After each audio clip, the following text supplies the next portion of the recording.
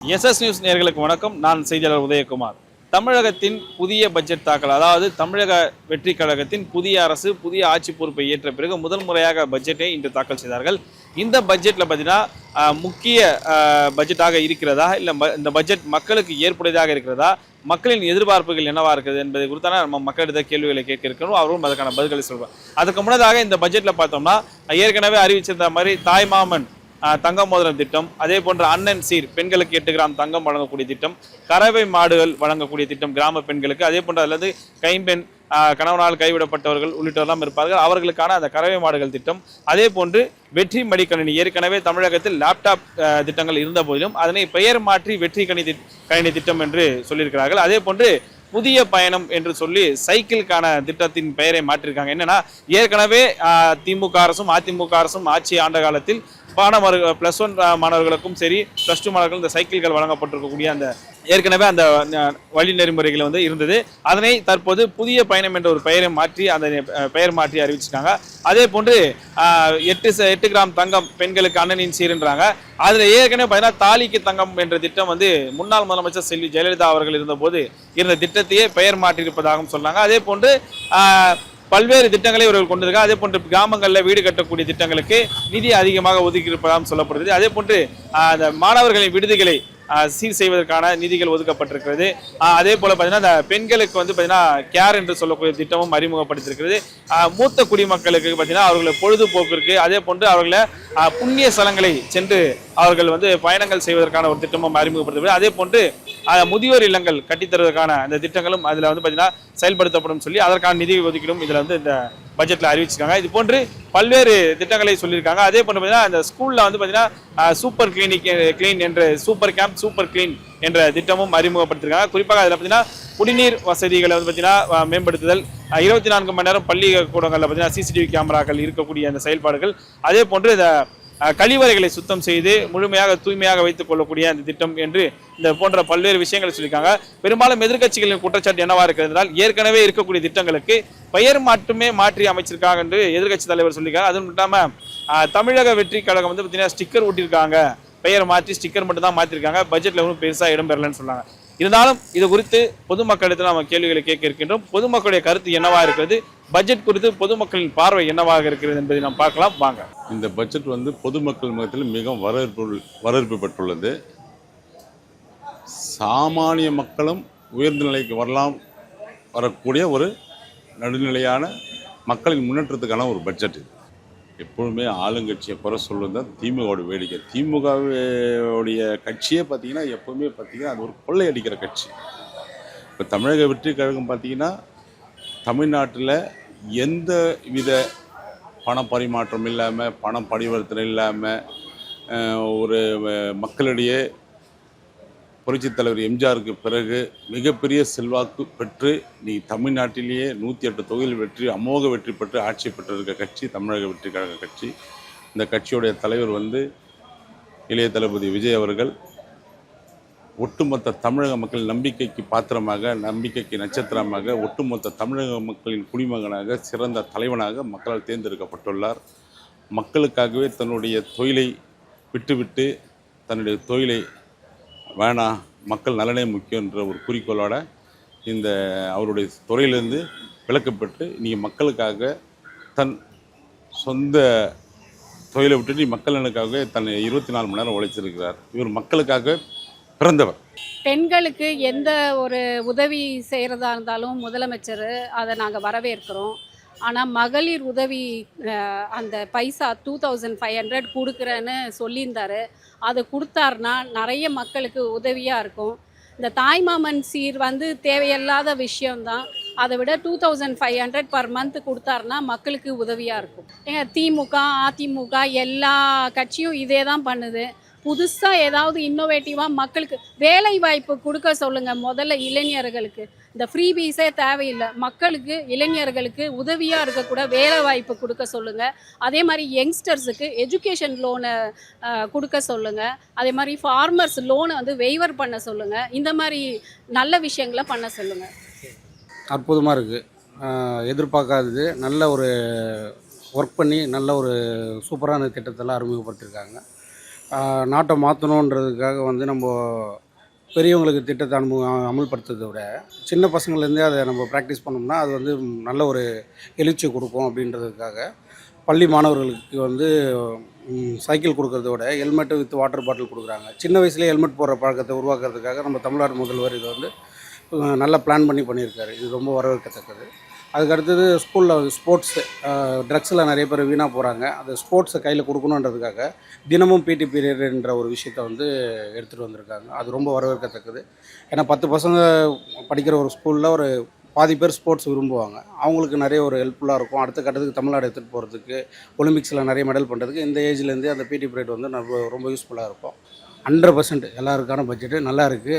மகளிருக்கான இதுவே மற்ற கட்சியில் மகளிரை வந்து தரக்குறைவாக பேசுகிறாங்க. நம்ம ஆட்சியில் நம்ம தளபதி வந்து மக்களுக்கு 8 கிராம் தங்கம், பட்டுப்புடவை, இந்த சீர் இதெல்லாம் கொடுக்குறாரு. அது எவ்வளோ பெரிய விஷயம். எல்லா மக்களுக்கும் எல்லாருமே வேலைக்கு போகிற நிலைமை சூழ்நிலை தான் இருக்காங்க. இது வந்து எல்லா அரசியலுக்கு வந்து இது ஒரு கிமிக் தான். இவங்க தான் பண்ணல, எல்லா அரசியல் இன்க்ளூடிங் சென்டர் இதை கொடுத்து தான் இருக்கிறவனுக்கு வேலை இல்லாமல் சோம்பேறியாக்குறது இந்த மாதிரி ஸ்கீமில் தான்.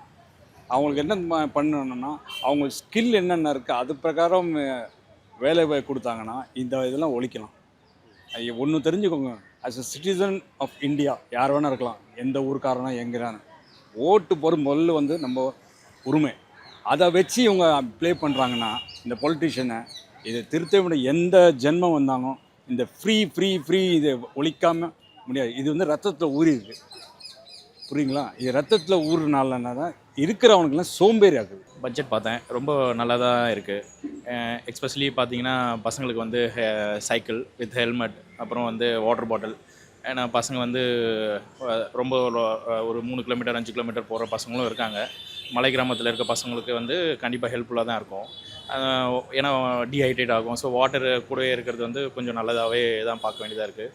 அப்புறம் வந்து க்ளீன் கேம்ப், பசங்களுக்கு சுத்தமாக எப்படி இருக்கணுன்றது இப்போலேருந்தே ஸ்கூல்லேருந்தே காமிக்கும் போது அவங்க இன்னும் கொஞ்சம் கூட அவங்கள ஹையர் லெவல் போகும்போதெல்லாம் கொஞ்சம் நீட்னஸ் மெயின்டைன் பண்ணிவிட்டு நல்லா அவங்களோட ஹெல்த்தும் நல்லாவே இருக்கும். அப்புறம் வந்து அதுக்கப்புறம் பார்த்திங்கன்னா மடிக்கணினியும் தரன்ற மாதிரி சொல்லியிருக்காங்க. ஸோ அதுவுமே ஒரு நல்ல திட்டம் தான். பசங்களுக்கு வந்து மோட்டிவேட் பண்ணுற மாதிரி தான் இருக்குது இவங்களோட பட்ஜெட். அது எல்லா ஆட்சிலையும் சொல்ல தானே சார். ஏடிஎம்கே ஓட்டினாங்கன்னா டிஎம்கே சொல்லுவாங்க, டிஎம்கே ஓட்டினா அது தப்பு கிடையாதுன்ற மாதிரி. இப்போ டிவிகே ஓட்டுறாங்க. அது மாற்றி எல்லாமே மக்கள் பணம் தானே சார். டிஎம்கே ஓட்டினா என்ன, ஏடிஎம்கே ஓட்டினா என்ன, டிவிகே பண்ணாலும் எல்லாமே மக்கள் பணம் தான். அது வந்து தளபதிக்கானதோ இல்லை வந்து டிஎம்கே ஓடதோ ஏடிஎம்கே ஓடதோ நம்ம சொல்ல முடியாது. எல்லாமே பொதுமக்களோட பணம் தான். அது வந்து ஸ்டிக்கர் ஓட்டுறதுனால வந்து அதோட பெருமை ஒன்றும் குறைய போகிறது கிடையாது. புதிய அரசு புதிய பட்ஜெட் ஏழை மக்களுக்கான பட்ஜெட்டாக இருக்கிறது. நடுத்தர வர்க்கம், ஏழைகள் எல்லாருமே போற்றக்கூடிய வகையில் இந்த பட்ஜெட் இருக்குது. எந்த விஷயம் அதை உங்களுக்கு பிடிச்சிருக்கு? எந்த விஷயம்னா, இப்போ திருமணம் ஆகும் பெண்களுக்கு 1 சவரன் தாலியும் ஒரு அழகிய பட்டு புடவை, 1 சவரன் நகை எடுக்க போனாலே இன்றைக்கி 1.25 லட்சம் 1.5 லட்சம் கிட்ட வருது. பட்டு புடவைன்னு எடுத்தால் குறைந்தபட்சம் போனாலும் 20,000க்கு கம்மி பட்டு புடவை கிடையாது. இதெல்லாம் ஏழை மக்களுக்கு பெரிய விஷயம். இதெல்லாம் கொடுக்க போகிறாங்க. அப்புறம் தாய்மாமன் செய்கிற அரசு மருத்துவமனைகளை பிறக்கக்கூடிய குழந்தைகளுக்கு தாய்மாமன் தங்க மோதிரம் அளிக்கின்ற திட்டம் எனக்கு ரொம்ப பிடிச்சிருக்கு. அப்புறம் இந்த கான்கிரீட் வீடுகள் அதற்கு வந்து 3 லட்சம் ரூபாய் ஃபஸ்ட்டு நிதி ஒதுக்கீடு பண்ணியிருந்தாங்க. இப்போ 5 லட்சம் ரூபாய் நிதி ஒதுக்கீடு பண்ணியிருக்காங்க. அப்புறம் இந்த 11வது படிக்கிற குழந்தைங்களுக்கு ஸ்கூலில் வந்து ஹெல்மெட்டு, வாட்டர் பாட்டில், ஒரு நவீன சைக்கிள், ரொம்ப அருமையாக அதை சைக்கிள் வந்து நான் அந்த இது காணொலியில் பார்த்தேன். நான் ரொம்ப அருமையாக இருக்குது. இதெல்லாம் வந்து ஏழை குழந்தைகள் எண்ணி கூட பார்க்க முடியாத அளவுக்கான ஒரு இதுவை குழந்தைங்களுக்கு கொடுக்குறாங்க. அப்புறம் காமராஜர் பெயரிலே பள்ளிகளிலே நல்ல மிக சிறந்த உணவுகள் அளிக்கப்பட போகிறது. அப்புறம் வீட்டு வசதிக்கான இது இத்தனை ஆயிரம் வீடுகள் இவ்வளோ நாளில் கட்டி முடித்து வழங்கணும்ன்றதே பட்ஜெட்லேயே சொல்லிட்டாங்க. எல்லா விதத்துலையுமே இந்த பட்ஜெட் வந்து சீரானதாக சிறப்பானதாக இருக்கிறதுல எங்களுக்கு லேடிஸ் ரொம்ப சந்தோஷப்படுறோம். நல்லது செஞ்சால் பாராட்டணும், கெட்டது செஞ்சால் கேள்வி கேட்கணும். புத்தாம் பொதுவாக இது நாங்கள் சொன்னதானே, அவங்க வழக்கமாக சொல்கிறத தான் அவங்க சொல்லின்னு இருக்கிறாங்க. நாங்கள் இப்போ புதுசாக தான் பண்ணியிருக்கிறோம். அவங்க பண்ணது ஒன்றும் நாங்கள் பண்ணலை, புதுசாக பண்ணியிருக்கிறோம் எல்லாமே. இது ஒரு மாற்றத்துக்கான அறிகுறியாக இருக்கலாம், மாற்றத்துக்கான ஒரு நல்ல ஒரு முன்னேற்றமாக இருக்குது. எந்த விஷயங்கள் இந்த பட்ஜெட்டில் உங்களுக்கு பிடிச்சிருக்கு? தாய்மாமன் சீர் திட்டம், பெண்களுக்கான பாதுகாப்பு திட்டம், இதெல்லாம் வந்து எங்களுக்கு ஒரு முன்னுரிமை கொடுக்கு. இதெல்லாம் பிடிச்சிருக்கா ஒரு பொதுமக்களை நீங்கள்? ஆமாம், பெண்களாக இருந்து இது எல்லாமே எங்களுக்கு ஒரு சேஃப்டி இது தானே, ஒரு மாற்றம் தானே எங்களுக்கு. நாங்கள் என்னென்ன எதிர்பார்த்தோமோ அது எல்லாமே இந்த ஆட்சியில் எங்களுக்கு கிடைக்கிறதுன்ற போது எங்களுக்கு கொஞ்சம் ஒரு நல்ல ஒரு சந்தோஷமாக தான் இருக்குது. ஸ்டிக்கரை ஒட்டினாலும் சரி, அவங்களுடைய திட்டமாக இருந்தாலும் சரி, அதை செயல்படுத்துறது இப்போ யார்? நாங்கள் தானே. அதை நல்ல முறையில் செயல்படுத்துகிறோமா அதை தான் நீங்கள் பார்க்கணும். அது யார் கொண்டு வந்தானா? அப்பத்தி அண்ணா, எம்ஜிஆர் அந்த மாதிரி காலத்துலேருந்து கூட தான் எல்லா ஒரு பட்ஜெட்டும் இருக்குது, எல்லா திட்டமும் இருக்குது. அதெல்லாம் ஸ்டாப் பண்ணிட்டா பண்ணுறாங்க? அவங்க பேர்லேயே கொண்டு தான் எல்லாத்தையும் பண்ணிட்டு தான் இருக்காங்க. அதனால் யார் பேர் யார் பண்ணுறாங்கன்ற முக்கியம் இல்லை, இப்போ இருக்கிற நிலைமைக்கு யார் சரிவர பண்ணுறாங்களோ அதுதான் முக்கியம். மனுஷனுக்கு தேவையான விஷயத்துக்கு தேவையான பொருளை தந்தால் தான் இந்த பட்ஜெட் வந்து ஓகே ஆகும். இல்லாட்டினாக்கா மக்கள் வந்து ஓட்டு போட்டாங்க இல்லையா, அவங்களுக்கு வந்து TVK is making A drawback.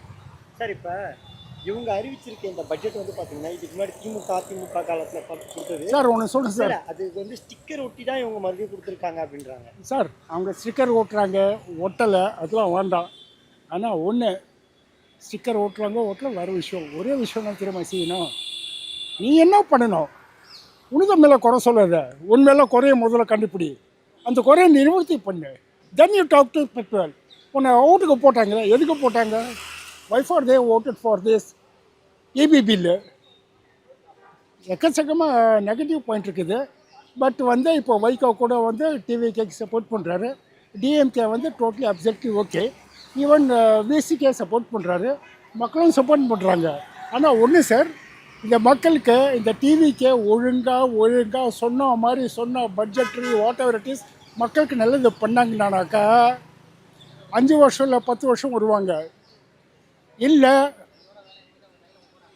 இப்படியே ஆகிடும். கண்டிப்பாக வரவேற்கத்தக்கதாக தான் நாங்கள் பார்க்குறோம். அனைத்து எல்லா பொருளுமே நாங்கள் பொதுமக்களுக்கான தேவையான தான் நான் பண்ணியிருக்காரு தளபதி. இந்த கிராமத்தில் ஆடு மாடு கொடுக்கறது, அதுக்கப்புறம் ஸ்கூல் பிள்ளைங்களுக்கு சைக்கிள். ஏன்னா சைக்கிள் காலகாலமாக ஒரே மாடலில் தான் கொடுத்துட்டு வந்தாங்க, இப்போ மாற்றமாக கொண்டு வராங்களே அது மக்கள்.